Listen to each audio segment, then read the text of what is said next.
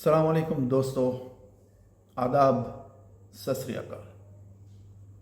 मैं अयूब अली अयूबी आम मीडिया की जानिब से आपकी खिदमत में हाजिर हुआ हूँ और मैं आपके सामने आज इसलिए हाजिर हुआ हूँ कि बहुत दिनों से मेरे कुछ दोस्तों ने मुझे ये इसरार किया कि आप अपने मीडिया में इस जो जंग चल रही है इसके बारे में आप क्यों नहीं बोलते हैं, क्या आपके ख्यालात हैं। तो दोस्तों, बहुत सोचा मैंने, बहुत स्टडी किया और उसके बाद मैं इस नतीजे पर पहुंचा कि अब मुझे कुछ बोलना चाहिए एज ए एनालिस्ट, तज्जिया निगारी। तो आम मीडिया के जानिब से मैं आपके सामने मंजरनामा पेश करने वाला हूं और उस मंजरनामे के पीछे जो पसे मंजर है इस सारी वॉर का, जो कि ईरान, इजराइल और अमेरिका कर रही है। दोस्तों, आप जानती हैं कि आज जिस वक्त मैं आपके सामने हाजिर हुआ हूं, चौथे हफ्ते में इस जंग ने दाखिला ले लिया है। अमेरिका और उसके जो हलीफ है या उसके साथी है, ख़ास तौर से इजराइल, ये सोच रहा था कि ये लोग बहुत ही जल्द इस ईरान को काबू कर लेंगे और जैसे वेनेजुएला हुआ या दूसरे ममालिक हुए उसी तरह से ईरान को भी ये काबू करके उनका सत्ता पलट कर देंगे। इसीलिए जंग की शुरुआत में इन्होंने बहुत बड़ी गलती जो की, उनके टॉप लीडरशिप को उन्होंने मार गिराया, उनको शहीद किया। लेकिन ये गलती इस तरह से साबित हुई जिसको मैं एक छोटे से शेर के साथ कहना चाहूंगा। कत्ले हुसैन असल में मर्गे यजीद है, इस्लाम जिंदा होता है हर करबला के बाद। और ये करबला वाली कौम जिनका ईमान और कूट कूट कर भरा हुआ उनके अंदर एक जज्बा, जो पिछले कई सालों से दबे कुचले, सैंक्शन, सारी चीजों से लड़ते लड़ते लड़ते उन्होंने इस जंग की तैयारी की थी। शायद ये अमेरिका को या इजराइल को यह अंदाजा नहीं था, लेकिन हो सकता है कि इजराइल को और उसके मोसाद को, उसके एजेंट्स को यह अंदाजा था, लेकिन अमेरिका को शायद नहीं था। और इजराइल का एक एजेंडा है कि उसके जहन में एक चीज बैठी हुई है कि किस तरह से इस जीसीसी कंट्रीज में डिस्टेबलाइजेशन लाया जाए। और ये डिस्टेबलाइजेशन कैसे आएगा? सोचो, आप भी सोचो और मैं आपको सोचने का ये पॉइंट देता हूं, लेकिन कुछ बातें मैं आपके सामने रखना चाहता हूं। अगर आप देखेंगे 1960 की दहाई में, जिसके पहले इन अरबों के पास कुछ भी नहीं था, मछुआरे या छोटे मोटे बिजनेसेस, ये था ऊँटों को चराना, भेड़ बकरियां, ये सारी चीजें उनका असल बिजनेस था। लेकिन उससे कुछ होता नहीं था। ये ऐसी एक कौम थी जिसे जाहिल, अनपढ़, गवार कहा जाता था। और यहूदी जो है, खास तौर से इसराइल, यहूद नसारा, इनको हमेशा से यही समझते आई है। लेकिन अल्लाह का इस कदर एक, समझ लीजिए कि मौजज़ा हुआ कि इनके हाथ में दुनिया की एनर्जी पावर आ गई, जिसको कहते हैं कि ऑयल। और ये ऑयल जिस तरह से इन मुल्कों में मिला और उसके बाद इन मुल्कों ने जिस तरह से तरक्की करते गए और अपनी जीडीपी या अपने रुपये या अपने रियाल दरहम को इस तरह से बढ़ाया कि पूरी दुनिया जो है उसके ऊपर माखूज हो गई उनकी नजरें कि ये क्या हो गया है। और आप तो जानती हैं कि इसराइल बस 1948 के बाद यहां पर आया हुआ है। कुछ ही साल गुजरे, 100 साल भी नहीं हुए अभी तक, लेकिन पूरी दुनिया को, पूरे इलाके को, पूरे एरिया को इसने परेशान करके रखा।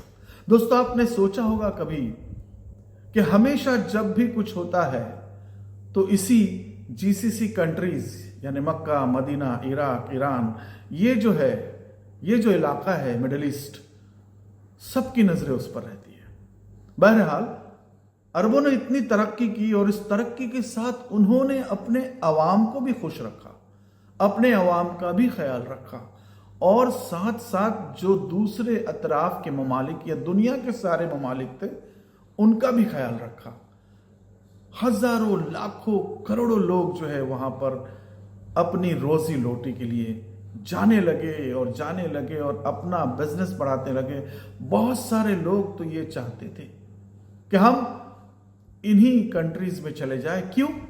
क्योंकि वहां पर सेफ्टी, सिक्योरिटी, फूड, एजुकेशन उनके लोगों के लिए बिल्कुल मुफ्त, बिल्कुल ही उनको इतनी सुविधाएं और इतनी सारी चीजें दी गई कि वारे न्यारे हो गए। और ये कंट्रीज अचानक बढ़ते गए और ये कंट्रीज का दबदबा पूरे दुनिया में ऑयल के तरीके से या एनर्जी के तौर पर उनके पास पहुंचने लगा। आपको बता दूं दोस्तों कि जिस तरीके से उन्होंने अपने अवाम को खुश रखा और अपने इस जो बनी हुई चीजें उनको बराबर से उन्होंने अच्छे से उन्होंने जब ये काम करना शुरू कर दिया तो ये इनके जहन में इस तरह से आया कि उन्होंने अपने लोगों को खुश रखने की कोशिश की। तो दोस्तों, जिस तरीके से इन मुल्कों ने तरक्की की, क्योंकि इनके पास जो एनर्जी पावर आ गई और ग्लोबल इकोनॉमी में इनके चर्चे होने लगे। और ये बात अभी की नहीं है, जब इनके पास कुछ भी नहीं था तब भी मिडिल ईस्ट का जिक्र हमेशा हुआ करता था, क्योंकि ये हमारे नबी सल्लल्लाहु अलैहि वसल्लम जिनकी आमद, जिनकी इज्जत इस जमीन पे हुई, तो ये सारे दुनिया का दारोमदार सब इसी पे आके टिकता है। वो जो भी दौर था, तो इस सिलसिले में जब उन्होंने देखा कि ग्लोबल इकोनॉमी उनके हाथों में आ गई, आपको बता दो दुबई, इमारात, उसके पास इतना ऑयल नहीं था, लेकिन उन्होंने एक तरीका इस्तेमाल किया कि उन्होंने देखा कि दुनिया का जो पूरा ट्रेडिंग हब है उसको किस तरह से डेवलप किया जाए, और उन्होंने इस तरह से फैसिलिटीज और फैसिलिटेट किया उन लोगों को, बिजनेसमैन को, बड़े बड़े लोगों को, कि सारे लोग वहां पर आना चाहने लगे और आए। और ये कंट्रीज दिन दुगनी और रात चौगुनी तरक्की करने लगी। सारे कंट्रीज बहुत ही सेफ, खुशहाल। हमने देखा पिछले कई सालों से, कई दहाइयों से पूरे दुनिया में मुश्किलात, पूरे दुनिया में इकोनॉमी का प्रॉब्लम, पूरे दुनिया में कुछ ना कुछ होता ही रह रहा था, लेकिन ये इस तरह से ये कंट्रीज इतने सेफ, इतने सुकून और इतने अच्छे से कैसे चल रहे थे। बस यहीं पे खेल शुरू हो गया इस्राइल का, और उसकी जलन और हसद का जो पारा है वो चढ़ते गया। और ये तो साफ जाहिर है, यहूद और नसारा जो है वो हमेशा अरबों के और मुसलमानों के दुश्मन रहे हैं, और वो दुश्मन रहेंगे जब तक एक वक्त है, मुकर्ररा वक्त, उस वक्त तक ये दुश्मनी कायम रहेगी। और इसी दुश्मनी के चलते आपने देखा होगा दोस्तों, क्या सद्दाम हुसैन के पास वेपन्स ऑफ मास डिस्ट्रक्शन मिला या था? आप ये बताएं मुझको कि क्या सीरिया, उसको क्यों तबाह किया गया?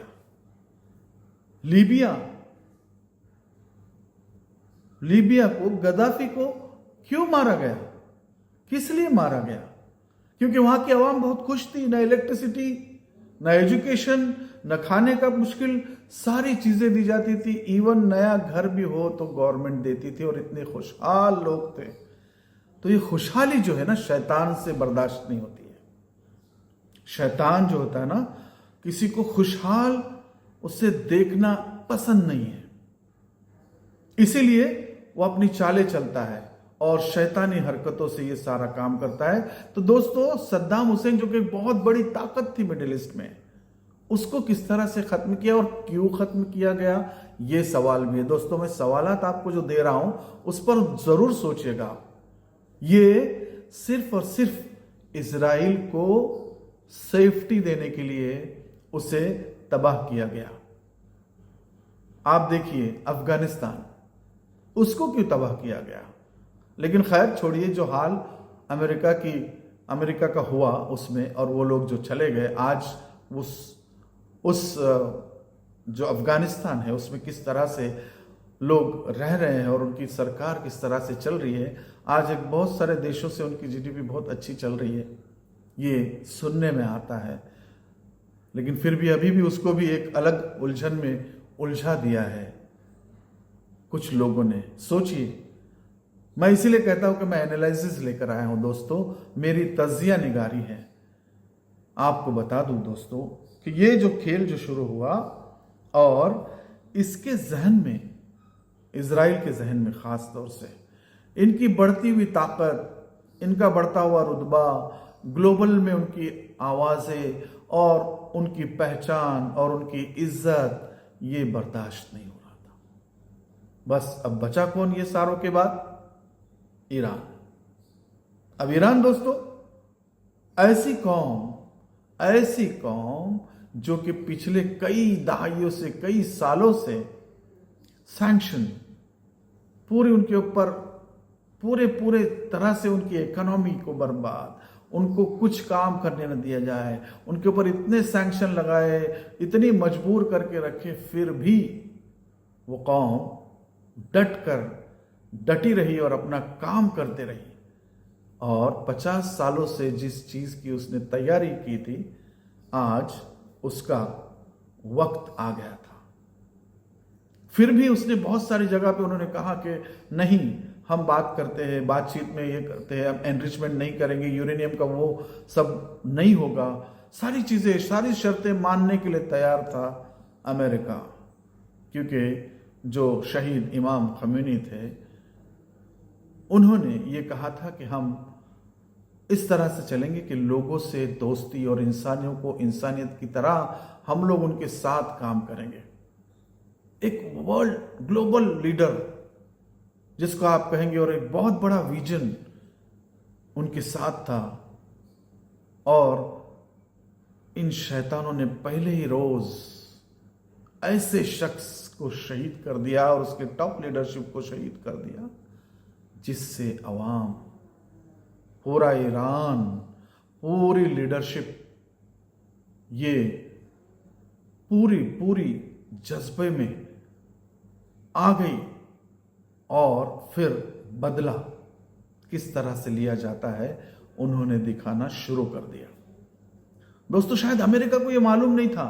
वो सोच रहे थे कि ये जंग बस किसी दिन में या कुछ ही दिनों में हम खत्म करेंगे, लेकिन आज ये जंग चौथे हफ्ते में गुजर गई है, चौथे हफ्ते में दाखिल हो गई है। फिर भी ईरान का जो हमले हैं, आप देख ही रहे, बहुत सारे यूट्यूब वाले बहुत सारी मेहनत कर रहे हैं और बहुत सारा वो लोग बता रहे हैं। आप फोटोग्राफ्स, मैं फोटोग्राफ्स इसलिए नहीं डाल रहा हूं दोस्तों, ताकि आपको मैं कुछ सच्चाइयां बताऊं डायरेक्ट, जिस तरीके से आप बहुत सारे यूट्यूबर्स जो मेहनत कर रहे हैं, और आप जरूर उनको देखिए, आप देखिए।